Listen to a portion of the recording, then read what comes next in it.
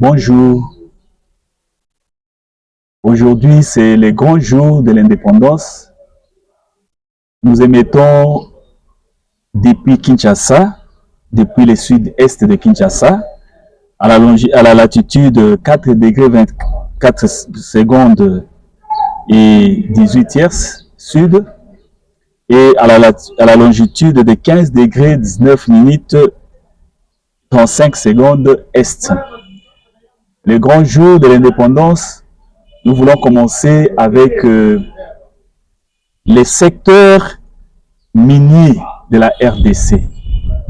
Donc, après avoir signé les accords de paix, après avoir donné à ces pays, à ces grands pays, la grâce de recommencer ou de renouveler sa politique,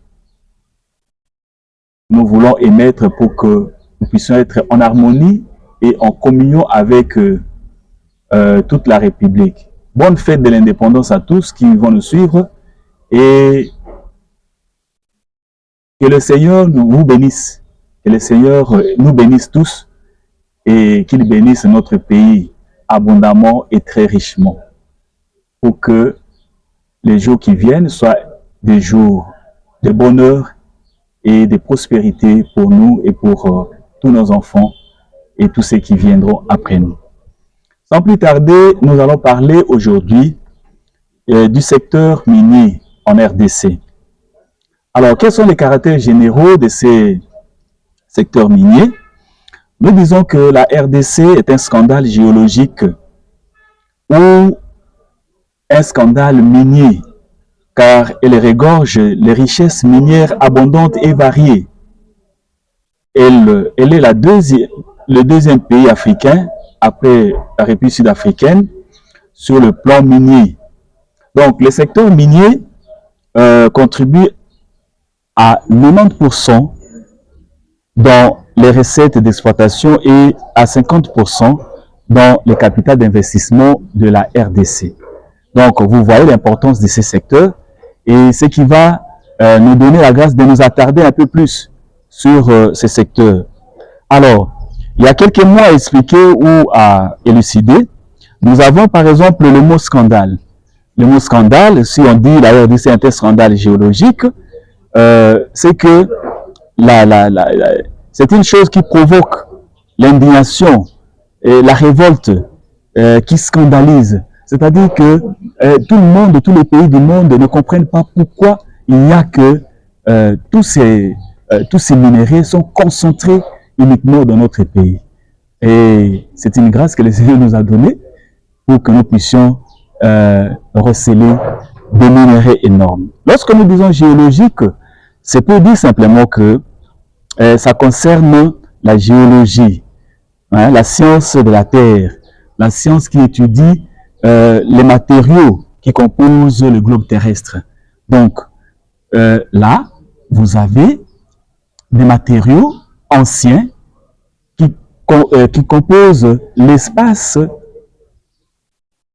congolais. Donc, nous avons cet espace minier, c'est-à-dire où il y a beaucoup de minéraux, et ces minéraux sont variés, et cet espace nous est dû. Ce n'est pas à donner aux étrangers, c'est notre espace. Donc, voici les principaux ou les caractères généraux de ces secteurs miniers. Donc, nous devons retenir de prime abord que la RDC est un scandale géologique, et je le répète. Et ce qui suivra dans les colonnes qui viennent va nous prouver qu'effectivement, la RDC est un scandale géologique. Alors, quels sont les principaux minéraux qu'on trouve en RDC? Et nous allons lier aussi à leurs industries. Donc, le premier minerai que nous pouvons citer, c'est le cuivre. Comme l'or, le cuivre a été découvert et utilisé par l'homme depuis longtemps. Depuis longtemps. Son usage date aux environs du 6e siècle avant Jésus-Christ. Le cuivre sert pour la fabrication d'armes et d'outils. Donc, les Romains tiraient leur cuivre de l'île de Chypre. Hein, ils tiraient leur cuivre de l'île de Chypre. Et c'est ainsi que ces minéraux portaient le nom de Dies Cyprium. Après, il prit le nom de Cyprium, puis Cyprum, qui donna naissance au mot français le cuivre. L'exploitation des gisements de cuivre s'est faite soit à ciel ouvert, ou carrière, et en sous-sol, c'est-à-dire en mine. Les usages sont basés sur les grandes propriétés. Donc, le cuivre est malléable, le cuivre est ductible, le cuivre fait passer l'électricité, c'est un bon conducteur d'électricité et de la chaleur. C'est comme ça que les propriétés principales de ces minéraux, c'est la malléabilité, la conductibilité électrique et thermique. Alors, qu'est-ce que nous devons encore savoir sur le cuivre? À l'état pur, on l'utilise dans l'industrie électrique pour la fabrication des fils, des barres et des câbles. Dans l'industrie automobile, comme radiateur, support de pièces chromées, dans la construction, la toiture, la tuyauterie, les décorations. Dans la chaudronnerie industrielle et domestique, il y a les matériels ménagers et l'électroménager. Alors, à l'état d'alliage, le cuivre est mélangé, soit est un mélange de deux ou de plusieurs métaux. Donc, laiton, c'est l'alliage de cuivre à 60% et le zinc. Ce qui est utilisé dans la quincaillerie, la robinetterie, les serrureries. Vous avez le bronze, l'alliage entre le cuivre et l'étain. Le cuivre à 85 ou 95%, l'étain à 5 ou à 15%. Bon, ça, on l'utilise aussi dans la fabrication de la monnaie. Donc, le bronze est utilisé dans la fabrication de la monnaie, des statues, des médailles, des clochers, des pièces de machines, comme les coussinets, comme les engrenages, la maillechore, l'alliage de cuivre et le nickel, de cuivre, nickel et zinc. Vous avez le cupro, nickel et cupri aluminium pour la fabrication métallique. À l'état d'oxyde et de sel, le cuivre est utilisé comme colorant en céramique pour donner des couleurs rouges ou encore comme sulfate de cuivre utilisé en galvanoplastie. Donc, c'est le cuivrage et la teinturerie ou agents fongiques ou fongicides ou bactéricides au traitement des eaux. Donc, le cuivre, c'est vraiment un métal ou un minerai très important. Et vous verrez que tout ce que nous venons de dire là, ça concerne le cuivre. C'est-à-dire que lorsque nous produisons les cuivres, nous pouvons nous-mêmes, et nous les raffinons sur place, nous pouvons nous-mêmes, à côté de ce que nous, à côté des lieux où on extrait le cuivre, ces gisements, on peut créer comme ça beaucoup d'industries autour pour nous faciliter la tâche. Mais ce que je vais vous dire ici, ça va vous choquer. Ça va vous choquer parce que nous, on ne raffine pas le cuivre ici. Les cuivres et les minéraux sont exportés bruts, c'est-à-dire on ramasse tous les minéraux et on les amène à l'extérieur pour les raffinages, ce qui fait que nous enrichissons les pays qui viennent acheter chez nous. Alors, en République démocratique du Congo, le cuivre est exploité au Lualaba et au Haut-Katanga. sur une ceinture de cuivre de 300 km de long et 60 km de large qui se prolonge jusqu'en Zambie. Cette ceinture de cuivre est appelée le Copper Belt. Le Copper Belt, c'est la ceinture du cuivre qui va de la République démocratique du Congo jusqu'au nord, au sud-est de la République démocratique du Congo, jusqu'au nord de la Zambie. Alors, jadis, la première richesse du pays, aujourd'hui, la production de cuivre tend à baisser. Et c'est l'instabilité des prix sur le marché, l'usage des matières synthétiques moins chères, la politique de quotas fixée par les CIPEC, les CIPEC, nous allons le voir après, le CIPEC qui est le Conseil intergouvernemental des pays exportateurs de cuivre, l'effondrement des mines souterraines des Kamoto, l'instabilité politique, l'épuisement de certaines mines, l'exemple des mines de Kambove, la guerre et la haine tribale, tout ça fait que l'exploitation du cuivre soit au rabais. Alors, quelles sont les trois grandes régions ou les trois grands groupes qui exploitent le cuivre chez nous ici? Donc, le cuivre en RDC, je disais, c'est dans le Copper Belt.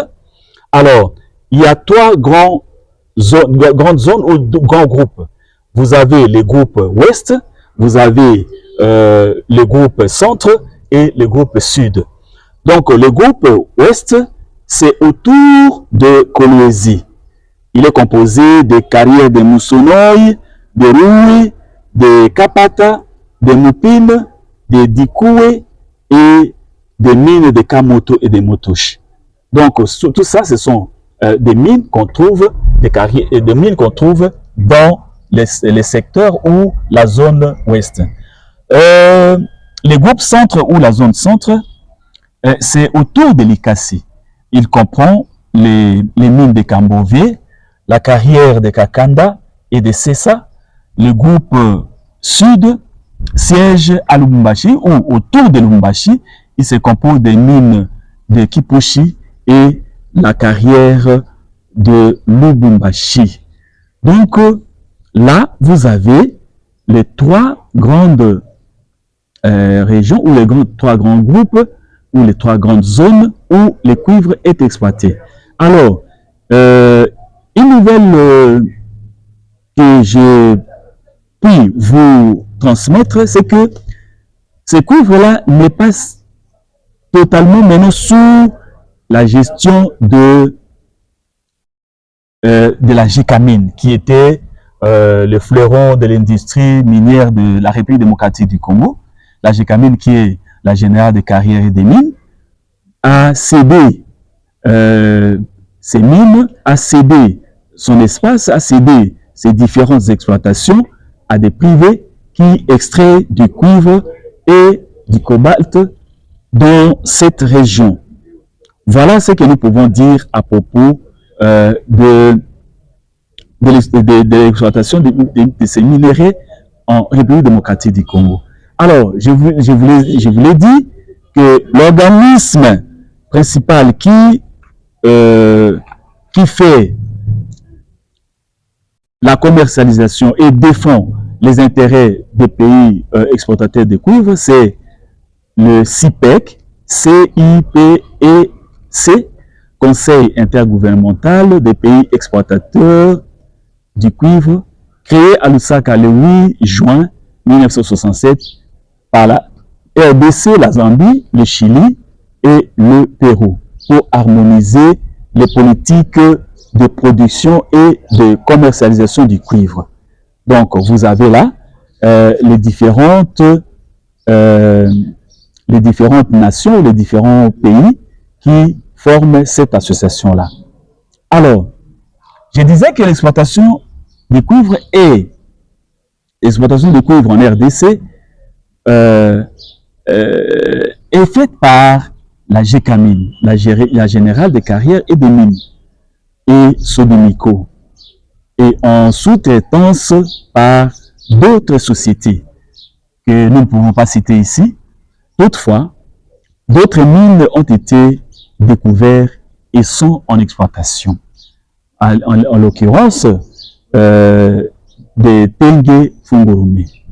Voilà ce que nous pouvons dire à propos du cuivre chez nous. Donc, nous allons tout doucement, les secteurs miniers, maintenant les principaux minerais. Nous avons commencé avec le cuivre et vous savez que pour le moment, la RDC produit quand même assez de cuivre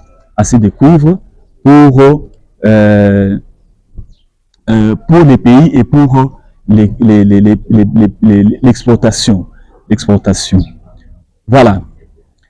À part le cuivre, toujours dans le secteur minier, nous avons le cobalt. Le cobalt viendrait de Kobold. Kobold qui signifie en allemand mauvais génie.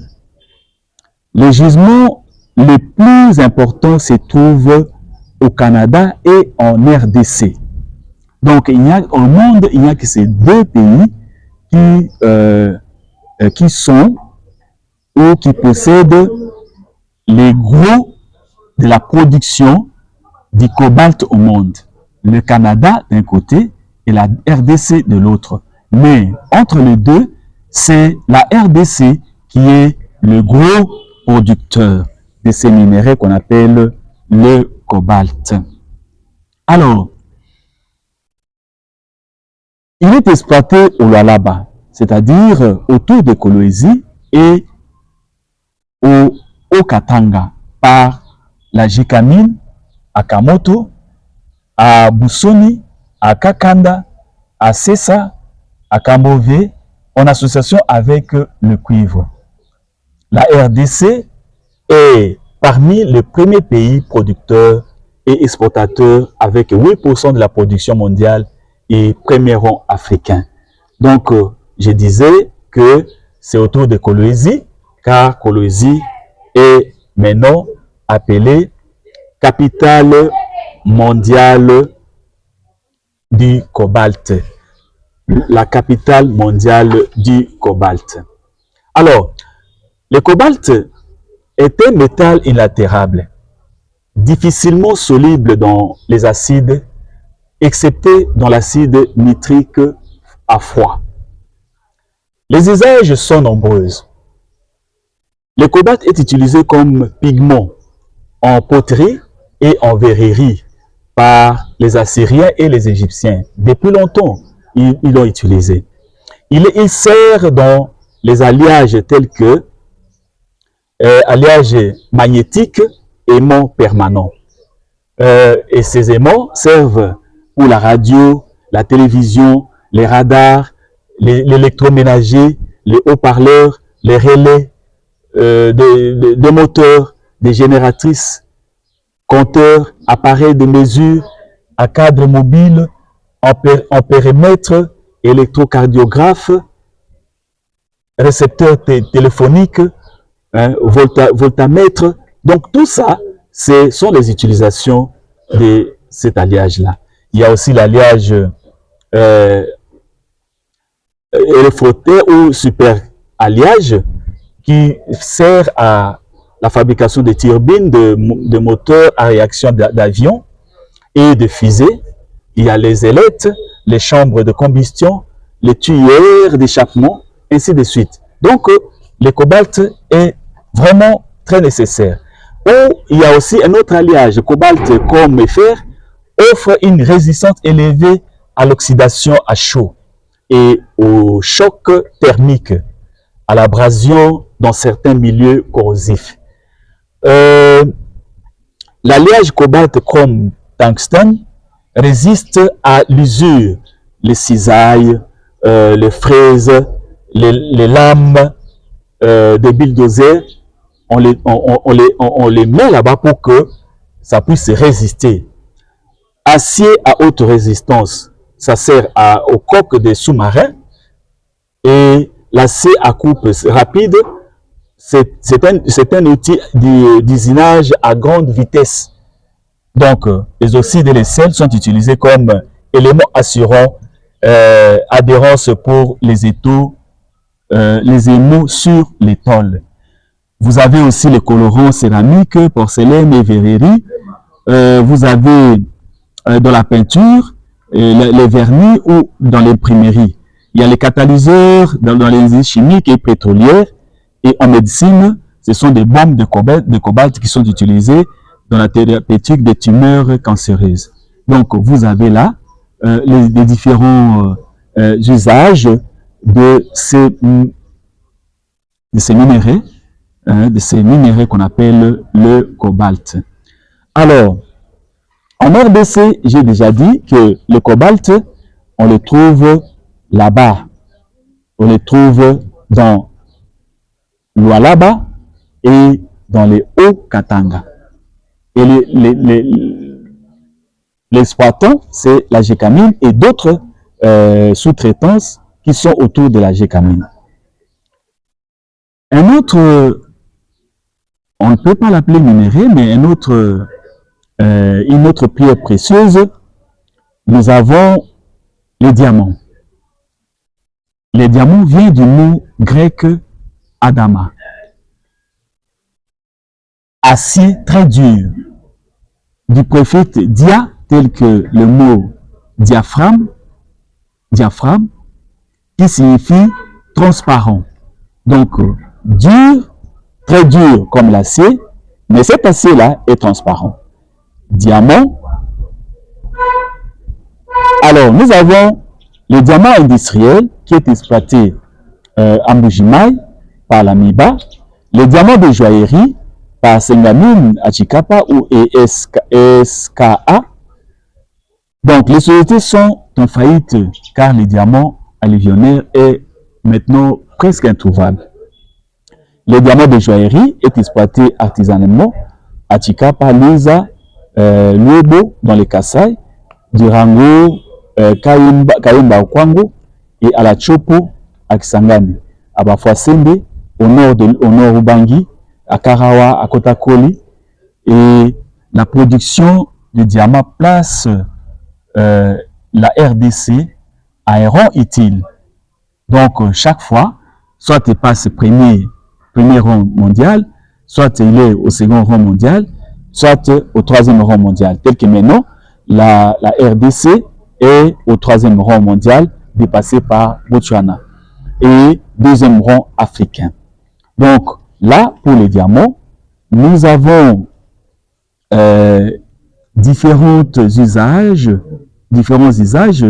de ces métals, de cette pierre précieuse que nous appelons les diamants.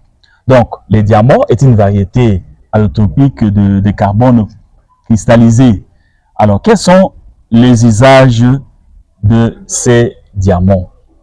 Donc, nous pouvons dire ceci, qu'on a trouvé du diamant industriel en RDC dans la roche qu'on appelle kimberlite, ou une roche très altérée à Loubilangi, d'où le nom les diamants de Loubilangi.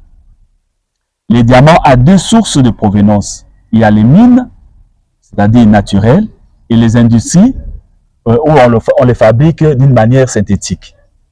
Les variétés les plus importantes du diamant sont, il y a les diamants de joaillerie, tels que j'ai dit autrefois, tout à l'heure là. Il est incolore, légèrement teinté, une bonne cristallisation, absence des inclusions. Les diamants industriels, mauvaise couleur, moins bonne cristallisation, présence des inclusions, c'est-à-dire des ajouts, des intégrations et des rajouts. Et les diamants boîte, il est gris, brun, opaque et mal cristallisé. Et nous avons le carbonado, qui est un diamant noir, opaque et mal cristallisé, légèrement poreux. Les normes de qualité se résument par les 4 C. Donc, vous avez le carat, vous avez la couleur et vous avez la pureté. Donc, on dit carat, on dit color et clarity, ou la pureté. Donc, vous avez là les 3 C qui caractérisent les diamants.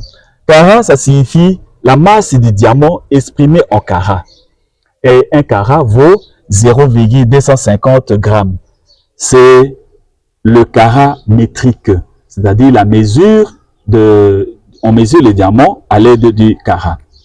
La couleur, les pierres teintées allant du blanc vif au jaune sont les plus valeureuses que celles qui sont unicolores ou incolores. Donc, si vous avez un diamant qui va du blanc vert jaune, là c'est du bon et ça a beaucoup de valeur qu'un diamant incolore. Quand on dit la pureté, celui qui ne présente pas d'inclusion, plus valeureux. On dit que il y a des diamants purs à la coupe lorsque on le purifie 2 fois, on l'agrandit 10 fois, il ne révèle aucun défaut. C'est-à-dire, c'est une petite bulle de carbone qui est très, très, très chère. La taille des diamants. La taille des diamants. La taille, c'est d'elle que dépend l'éclat de la pierre. C'est-à-dire, quand on dit tailler le diamant, 4, c'est vous êtes en train d'enlever toutes les impuretés pour ne laisser que du diamant. Et ça ne se fait pas chez nous au Congo. Ça ne se fait pas chez nous au Congo. Nous devons arriver à tailler notre diamant chez nous pour que nous puissions le vendre un peu plus cher et que nous puissions ne pas toujours dépendre de l'étranger. Je disais tantôt, les usages de diamants. Donc, les diamants de joaillerie est utilisé pour la fabrication des bijoux et des objets d'art après avoir été taillés. Donc, lorsqu'on taille des diamants et à partir de ces diamants taillés, on peut confectionner des bijoux et on peut confectionner des objets d'art avec ça. Et c'est ça, ce qu'on appelle le diamant de joaillerie, qui sert à confectionner les bijoux ou encore les objets d'art. Notez bien, les diamants bruts non taillés ne brillent pas. C'est-à-dire que c'est ce que nous vendons souvent. Nous vendons un diamant qui ne brille pas parce que ce diamant n'est pas taillé. Et nous sommes capables chez nous à avoir des tailles de diamants, c'est-à-dire acheter des machines qui peuvent tailler les diamants chez nous. Et cette industrie est beaucoup plus lucrative que vendre les diamants sans être taillés. Deuxième chose, nous avons les diamants industriels qui est utilisé pour la fabrication des pistons pour avions, des couronnes de forage qu'on appelle les trépans dans la prospection des minéraux et des études de sol pour entamer le corps le plus dur en raison de son incomparable dureté. Alors, les déchets de la taille sont utilisés entre autres dans la fabrication de meules spéciales, la poudre de diamant ou aigrisée et abrasif naturel le plus dur, c'est-à-dire c'est un abrasif naturel le plus dur.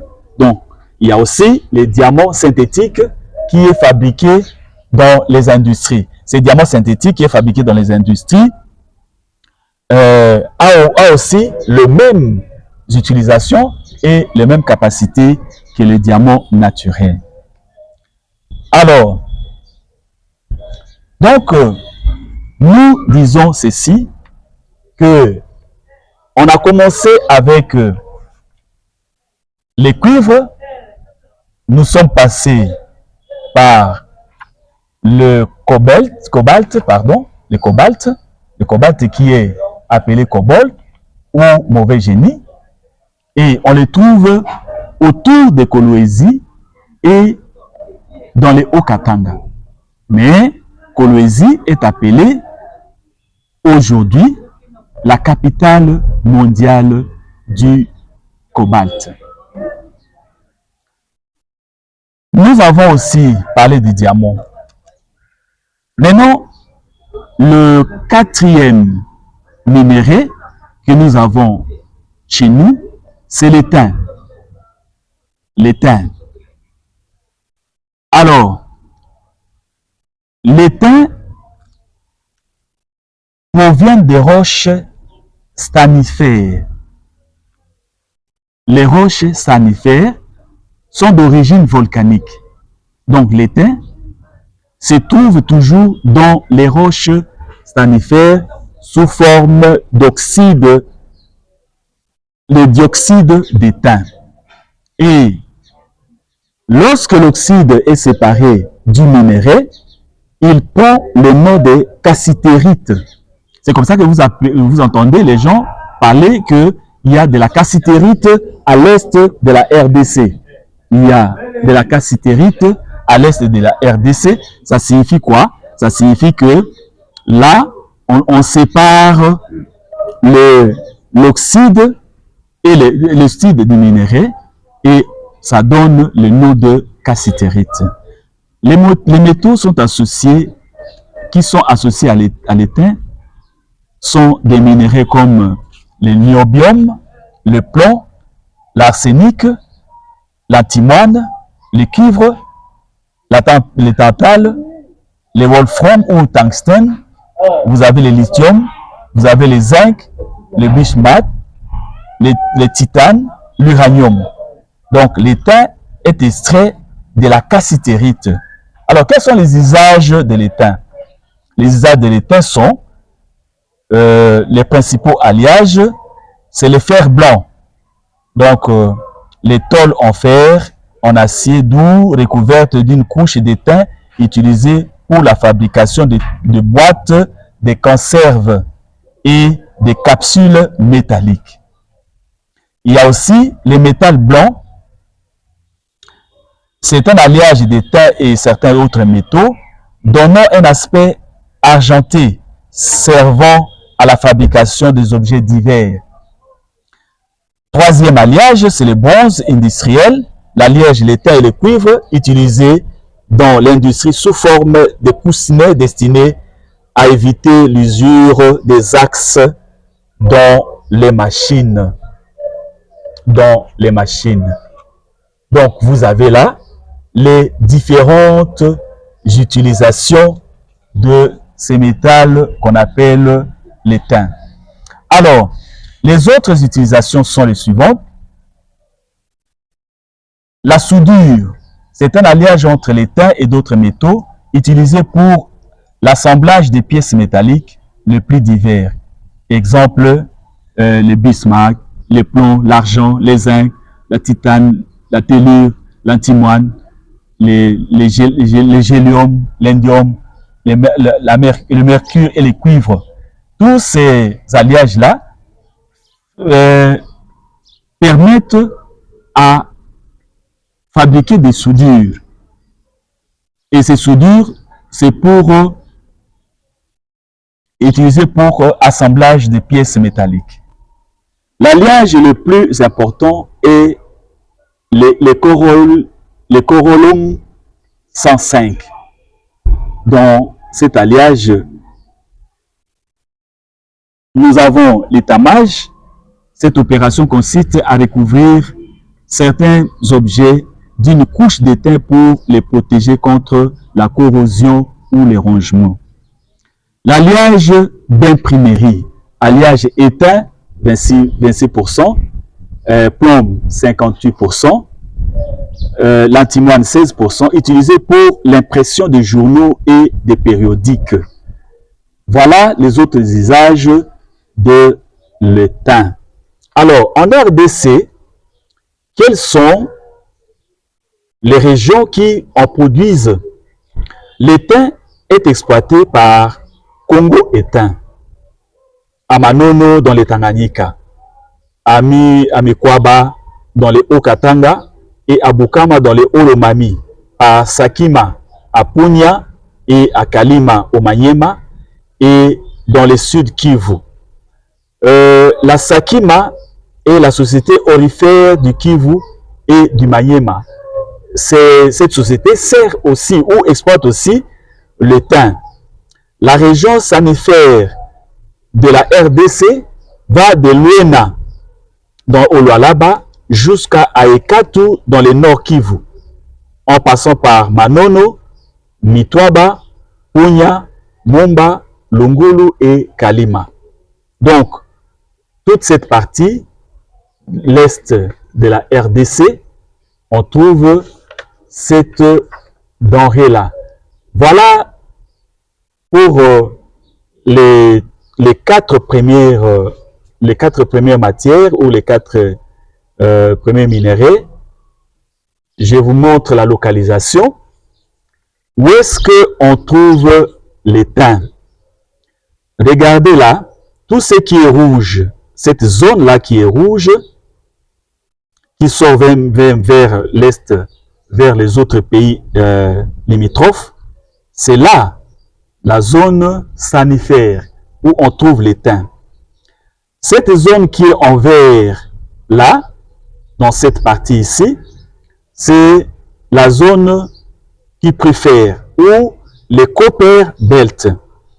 Ici au centre, c'est le diamant. Et les diamants, on les trouve aussi partout. Hein, à part ici à Mbujimayi, Kasai, vous avez les diamants ici à la Chopo, à la partie est. Vous avez les diamants ici à la partie nord. Et on trouve aussi d'autres exploitations de diamants artisanales dans les restes de la RDC. Donc, j'ai dit le cuivre, mais le cobalt en soi est associé au cuivre. Le cobalt est associé au cuivre. Là où on trouve du cuivre, on trouve aussi le cobalt. Et sans oublier que on trouve aussi l'uranium que nous allons voir après ici. Donc, j'ai voulu là vous montrer un peu cette carte qui marque ou qui présente les différentes régions, les différentes zones de production et d'exploitation de ces quatre minéraux. Il y a les cuivres, le cobalt, les diamants et l'étain. Alors, à part les quatre premiers que nous avons cités, nous avons aussi de l'or. De l'or. Alors, l'or est un métal précieux. Ce n'est pas une pierre comme les diamants. Ce n'est pas totalement un minerai, mais l'or est un métal précieux. Un métal, c'est un objet qui a de l'éclat. L'éclat, un éclat particulier. Alors, de couleur jaune brillant, meilleur conducteur de la chaleur et de l'électricité, les plus malléables et les plus ductibles de tous les métaux, c'est l'or. Vous pouvez avoir 2 grammes de quoi? Vous pouvez avoir 2 grammes de l'or et ça peut s'étaler sur plus de 2 kilomètres. Plus de 2 kilomètres. Vous avez, si quand je dis ici c'est ductible, ductible ça signifie on peut l'étaler, on peut lui donner des formes, on peut lui donner beaucoup de formes, malléable, beaucoup de formes, ductible, ça s'allonge. Donc, vous avez là beaucoup de facilité ou beaucoup d'utilisation pour ces métals qu'on appelle de l'or. Alors, lorsque nous parlons de l'or, l'or chez nous en RDC, l'or chez nous en RDC est exploité par Okimo à Kibali Ituri et à Kilomoto dans les provinces d'Ituri et de Ouele, par Kibali Mining, par Sakima au Nord Kivu et par d'autres sociétés comme Gécamine, comme Congo Étain, et toutes ces sociétés exploitent aussi de l'or chez nous. Alors, les indices s'observent presque partout à l'équateur, dans la Mongala, dans le sud de Ubangi, au Congo central, au sud Kivu, et des millions de kilos d'or sont soustraits du pays pendant la guerre de l'Est au profit des sociétés étrangères. Donc, c'est ce que nous déplorons, c'est ce que nous déplorons, le bradage de nos richesses ou les vols, pour ne pas dire bradage, les vols opérés par les sociétés multinationales sur nos richesses. Donc, ces bradages, ce n'est pas les Congolais, ou ce ne sont pas les Congolais qui font ça, mais ce sont les pays étrangers, les grandes firmes étrangères qui sont là et qui exploitent et pillent avec la complicité, bien sûr, de certains Congolais et des pays limitrophes. Alors, ça c'est le cinquième minerai, ou je l'ai appelé un métal précieux, parce qu'effectivement, l'or c'est un métal précieux. Et ce métal précieux nous donne la facilité de faire aussi beaucoup de choses. Et quelles sont les utilisations de l'or? L'or est utilisé pour la confection des bijoux, l'ornement des statues, et la confection des objets d'art, et c'est utilisé aussi dans l'électronique. Dans toutes les machines électroniques que nous avons, vous trouverez de l'or en abondance. Si vous faites seulement la collecte des téléphones, vous faites la collecte de quoi? Des ordinateurs, vous les cassez, vous prenez les éléments qui sont dedans, vous verrez que vous aurez des quantités énormes de l'or, parce que c'est utilisé aussi là-bas. C'est utilisé dans ces différents appareils que je venais de donner. Autre chose, nous avons le sixième, c'est le manganèse. Le manganèse a pour principaux minéraux les oxydes de pyrrolysite, vous avez les bromites, vous avez osmanite et vous avez manganite. Ce sont là les différents oxydes qui forment le manganèse. Et le manganèse métallique s'obtient par la luminothermie. Les usages du manganèse sont la sidérurgie utilise près de 95% de manganèse produit. Donc, le manganèse est associé au fer pour donner les aciers de différentes sortes. Les industries chimiques, 5%, où il sert à la fabrication des piles, des céramiques, des électrodes, des engrais chimiques, de nourriture pour bétail, des différents sels de manganèse. Le manganèse sert aussi à la décoration des immeubles. Par exemple, l'éclat brun que nous avons sur l'immeuble qu'on appelle Sosacom, c'est de la manganèse. Tout est manganèse sur les murs de ces grands immeubles sur le boulevard du 30 juin qu'on appelle Sosacom. Et vous voyez la calotte qui est noire au-dessus, la tôle qui est noire au-dessus, ce n'est pas les tôles ordinaires, mais c'est du cuivre. Lorsqu'on avait construit cet immeuble, au-dessus là, il y avait un éclat. Et au fur et à mesure que l'immeuble dure, prend de l'âge, la tôle là est devenue noire. Mais au demeurant, ces tôles, c'est du cuivre. Donc, vous avez comme ça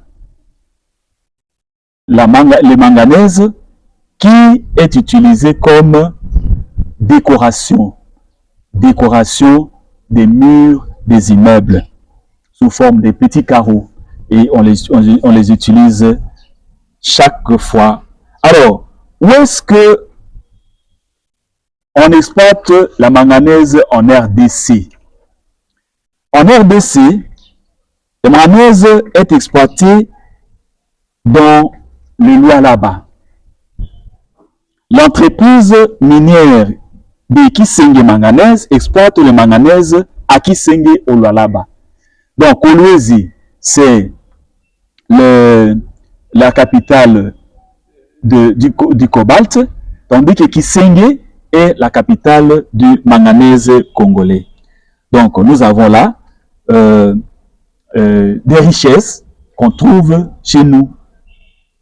Et je vais vous montrer là où se trouve le Kisenge manganèse. Nous avons également le zinc. Le zinc est exploité par la Gécamine à Kipushi, au Katanga. Le zinc, c'est le minerai qui sert à fabriquer le carlingue des avions. C'est que nous voyons blanc, les carlingues des avions, ou les carlingues des avions, c'est fabriqué, ce sont de quoi? C'est les zinc qu'on utilise pour leur fabrication. Les autres minéraux sont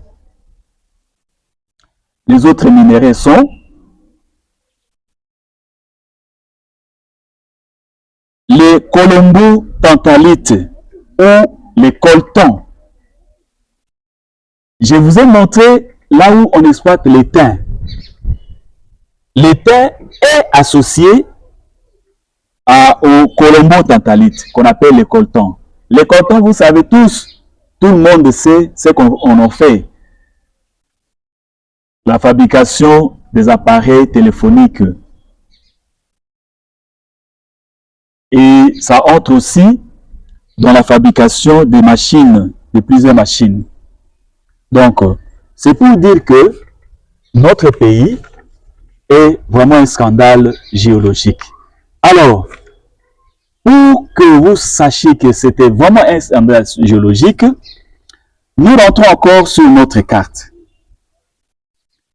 La région du nord ici, du nord-est, c'est là où abonde de l'or. Il y a la zone aurifère de la RDC. La zone aurifère de la RDC, ici au nord-est. Nous avons la manganèse, le manganèse ici, à Kisenge manganèse. Nous avons l'étain ici, à Kipushi. Nous avons les coltons partout ici à l'est. Partout, que ce soit au Katanga, Lualaba, Tanganyika, Nord, Sud Kivu, Nord Kivu, partout. Et même à la Mongala, on trouve également du coltan. Mais toutefois, c'est encore en exploitation artisanale. Et nous devons vraiment arriver à bien faire. Ici, vous avez les bitumes. Autour de Ubundu, il y a les bitumes. Ici, à la côte atlantique, il y a des bitumes. Et partout, il y a les indices de pétrole dans la cuvette centrale. Ici au nord, à Bondo, il y a de l'or. Donc, ici, au Kasaï, il y a les réserves du fer. Donc, vous avez là une abondance de matières, une abondance de minéraux que les uns sont exploités d'une manière artisanale, les autres d'une manière industrielle, et enfin, ceux qui ne sont pas encore exploités qui sont des réserves. Ainsi, nous voici à la fin de notre intervention d'aujourd'hui. Nous avons voulu passer un message fort à cet anniversaire de la République, de l'indépendance de la République démocratique du Congo, c'est-à-dire le jour de notre indépendance, pour dire que nous devons changer, nous devons travailler pour que notre pays se développe. Nous ne devons pas travailler pour enrichir les autres pays. Nous devons travailler pour que notre pays, à nous, la RDC, devienne une puissance économique, une puissance politique, une puissance industrielle au cœur de l'Afrique, comme le disait bien Frantz Fanon. Donc, en définitive, nous disons ceci, que nous puissions nous tenir la main dans la main, rester unis, afin que toutes ces richesses soient exploitées de bonne manière et que les revenus issus de ces exploitations enrichissent les pays. Ce qui fait que nous devons nous-mêmes commencer à créer des richesses. Nous ne pouvons pas toujours nous distraire. Et les autres ne peuvent pas toujours nous distraire. Mettons-nous au travail et que notre pays puisse avoir des industries, puisse avoir des raffineries de cuivre, puisse avoir des industries capables de fabriquer tout ce que nous avons dit là, ou de produire tout ce que nous avons dit là sur place ici. Parce que la RDC est un scandale géologique. Aucun mois.